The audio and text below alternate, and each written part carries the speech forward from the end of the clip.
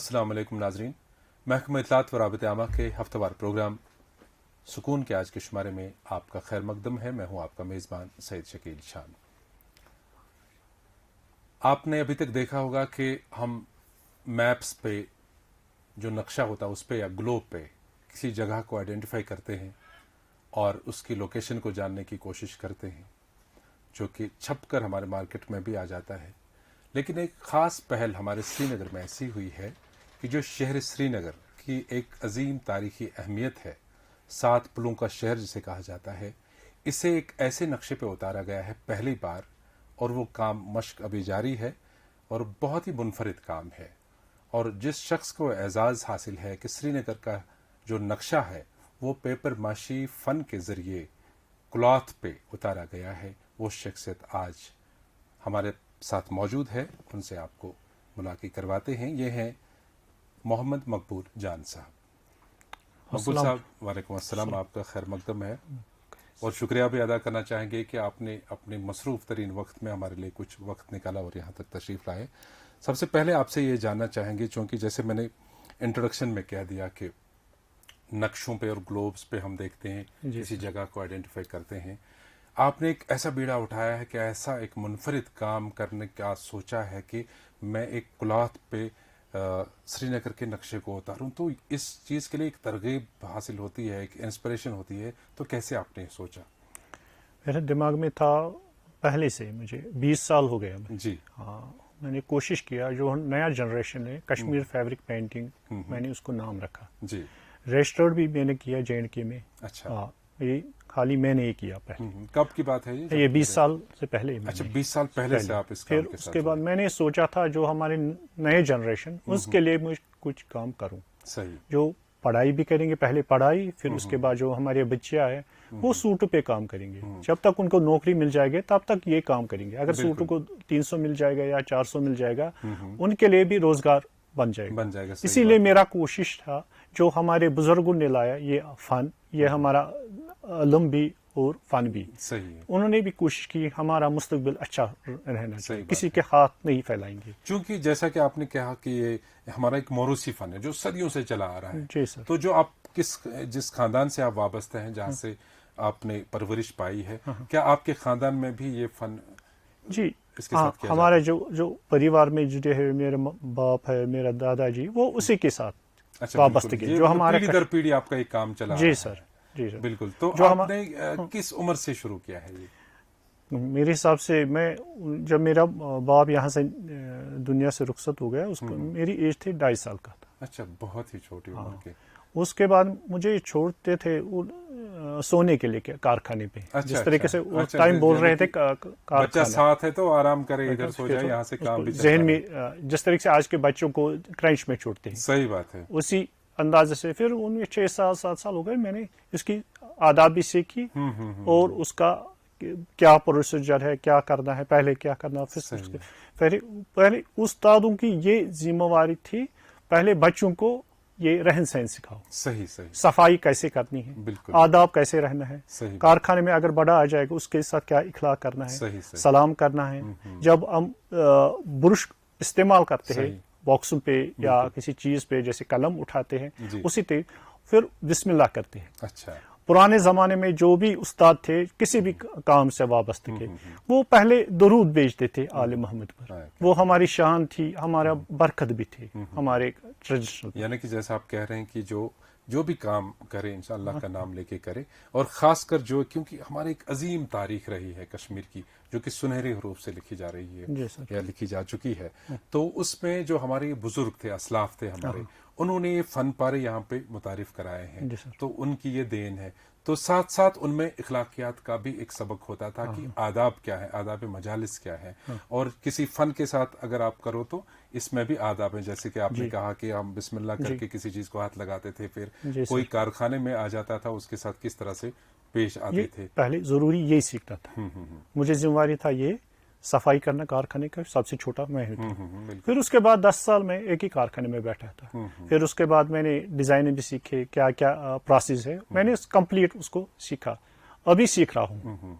मकबूल जान साहब, चूंकि ये फन जो हमारा है ज्यादातर शहर खास से ही लोग वाबस्ता हैं इसके साथ, تو آپ کا کس ایریا سے تعلق ہے؟ ہم پہلے رہتے تھے علمگری بازار سے، پھر اس کے بعد لال بازار مغل محلہ میں میرا سکون ہے اس وقت۔ بالکل، آپ اس وقت سکون اختیار کر رہے ہیں وہاں پر، تو وہیں آپ کا ایک کارخانہ بھی ہے؟ جی سر۔ تو آپ نے جب سے شروع کیا ہے آج تک آپ نے بہت سارے مراحل دیکھے ہوں گے، چونکہ آپ نے بہت ہی کم عمری سے ہی یہ شروع کیا ہے، تو کیسے کیسے مراحل سے گزرنا پڑا آپ کو آج تک اس لیول تک پہنچنے کے لیے؟ مجھے بہت سختی بھی آ گئی، اچھا اور پھر اس کے بعد باہر بھی آ گیا، اس کے بعد دھیرے دھیرے کام بڑھتا گیا، پھر اس کے بعد سارا جو میرا پریوار تھا اس میں جڑے رہے، چاہے میرے بھائی ہے، مسز ہے، بھابھی ہے، سب ہم اسی کام سے جڑے کے ساتھ جڑے ہیں۔ بالکل ہے، ہاں۔ چونکہ مقبول صاحب ایک وقت سے، ایک لمبے عرصے سے یہ بات چلتی ہے ہمارے معاشرے میں کہ جو ہمارا یہ موروثی فن تھا، چاہے یہ پیپر ماشی ہے، قالین بافی ہے، شال بافی ہے، چین سٹیچنگ ہے، جو بھی ہمارے کشمیر کرافٹس تھے، تو ان میں ایک وقت پہ تھوڑا سا ڈکلائن سا، ایک زوال پذیر ہوئے تھے یہ چیزیں۔ کبھی عروج تھا کیونکہ مغلوں سے چلا آ رہا ہے یہ سلسلہ ہمارا، لیکن کبھی ایک زمانہ ایسا ہے کہ اس پہ زوال سا طاری ہوا، تو آپ نے بھی وہ پیریڈ دیکھا ہوگا۔ جی سر۔ تو اس میں کیسے اس کو دوبارہ ریوائیو کرنے کی کوشش کی آپ جیسے فنکاروں نے؟ ہم نے کوشش کیا، ہم نے ہمت نہیں ہاری، پھر اوپر والے نے ساتھ دیا، پھر وہ کم ہی کمایا، پھر اوپر والے نے بہت برکت کی۔ بالکل۔ ہاں، پھر میں اس سے کیا شکریہ ادا کروں، ہمارے پاس اتنے الفاظ ہے نہیں، ہم اس کی شکریہ ادا کریں گے۔ جس بزرگ نے یہ لایا علم بھی اور فن بھی، اس کا یہ دعا ہے۔ جو میرا مقصد تھا پہلے، مجھے نئے جنریشن کے لیے کچھ نہ کچھ کرنا ہے، ہمیں جانا ہے یہاں دنیا سے۔ جس طریقے سے ہمارے بزرگ یہاں سے چلے گئے، پھر ہو گئے، پھر ہمیں بھی جانا ہے۔ انسان کو یہ یاد رکھنا، ہمیں جانا ہے، کچھ چھوڑ کے جائیں گے۔ بالکل۔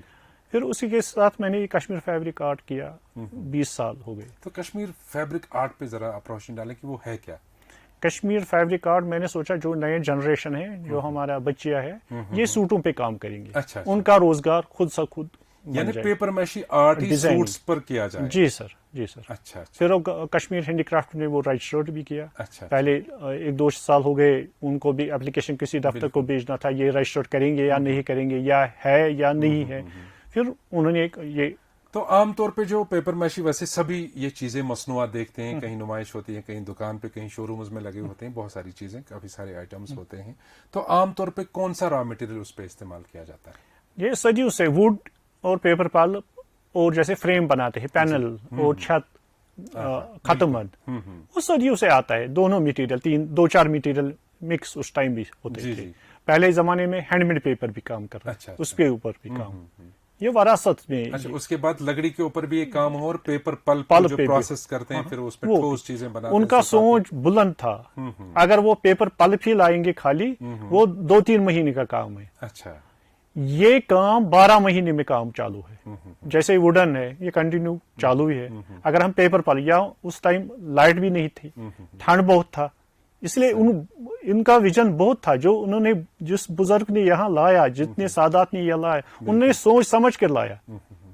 چونکہ ماشاءاللہ آپ کو اللہ تعالیٰ نے ودیعت کیا، آپ کے ہاتھوں میں جادو ہے، اور جتنے بھی یہاں پیپر ماشی کے ساتھ کرتے ہیں ماشاءاللہ، ان میں آپ کا ایک قابل فخر نام لیا جا رہا ہے اس وقت۔ تو کہاں کہاں موقع ملا آپ کو؟ ایک تو اپنی جو یہ آئٹمز بناتے ہیں آپ پیپر ماشی کے، کبھی کسی زیارت پہ کام کرنے کا موقع ملا ہو، یا کسی ہوٹل میں یا کسی بڑی عمارت میں کام کرنے کا موقع ملا؟ بہت جگہ مجھے ملا، چاہے باقی جو پینلز، پہلگام والگام، باقی جگہ میں نے بہت جگہ کام کیا۔ اچھا، آپ کے ساتھ کتنے اور لوگ جڑے ہوتے ہیں؟ ہم کارخانے میں 10-8 لوگ کنٹینیو بیٹھتے ہیں۔ اچھا، جب کہیں باہر جانے کی، مطلب آپ کو ایک دعوت ملتی ہے، کہیں کسی ہوٹل کا کوئی پینل بنانا ہے، یا کسی زیارت شریف میں کچھ کام کرنا ہے، تو آپ وہ کام خود سنبھال لیتے ہیں؟ جی سر، ہم یہ نہیں سمجھ رہے ہمیں استاد ہوں، نہیں، ہم ایک ہی گھر کے ممبر ہیں۔ جی جی، بالکل، مجھے ذہن یہی ہے۔ بس تو مقبول صاحب، ایک اہم بات اس میں یہ آ جاتی ہے کہ جیسے کہ میں نے کہا کہ ایک دور میں، یا ابھی بھی، اب تو ریوائیو کرنے کی کوشش کر رہے ہیں محکمہ ہینڈ کرافٹس، ہینڈ لومز، کافی ساری کوششیں کر رہے ہیں۔ سرکار جو ہے ہماری LG انتظامیہ کافی اس پر سوچ وچار کر رہے ہیں کہ کس طرح سے ہم اپنے اس موروثی جو فن ہے اس کو ہم ابھاریں اور ریوائیو کرائیں۔